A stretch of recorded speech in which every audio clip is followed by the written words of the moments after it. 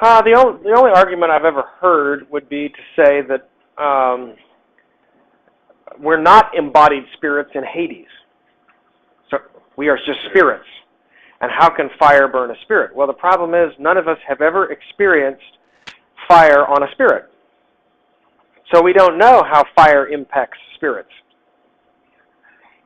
We could argue that it doesn't, but we don't know that. That's just our assumption about the nature of the spiritual realm.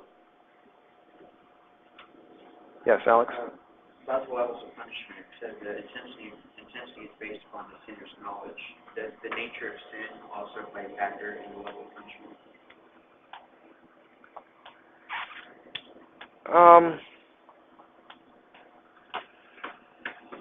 Well, see, sin is, you're not culpable for things you don't know, no matter how heinous they are.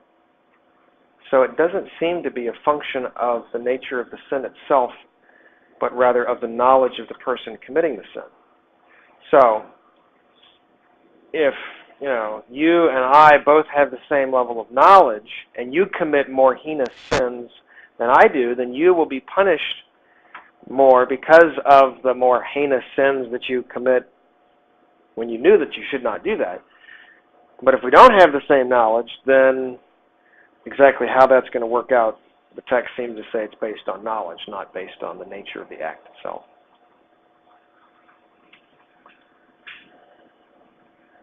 Yes? I've heard Jehovah's Witnesses say that this place, Gehenna, will be based off of this place outside Jerusalem. They burn all the trash and everything. I've heard Jehovah's Witnesses say that because you throw the trash in and it burns up and nothing is left, that is what it's going to be like in hell. Sure. Well,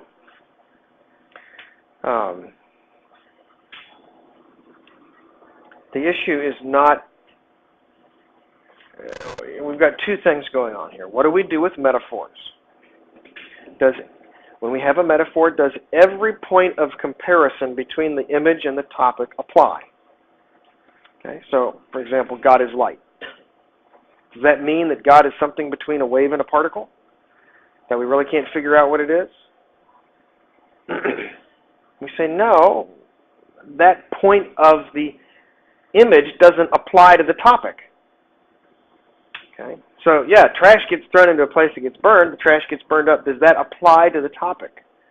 Well, it could, except that we have scriptural statements that say it's eternal, it's everlasting, it doesn't end. Now, so that's fairly easily argued. I'll tell you the hardest one to answer is that there are places in the Old Testament where the Hebrew word that's often translated forever or eternal does not appear to mean eternal. And the knowledgeable Seventh-day Adventist will whip these passages out on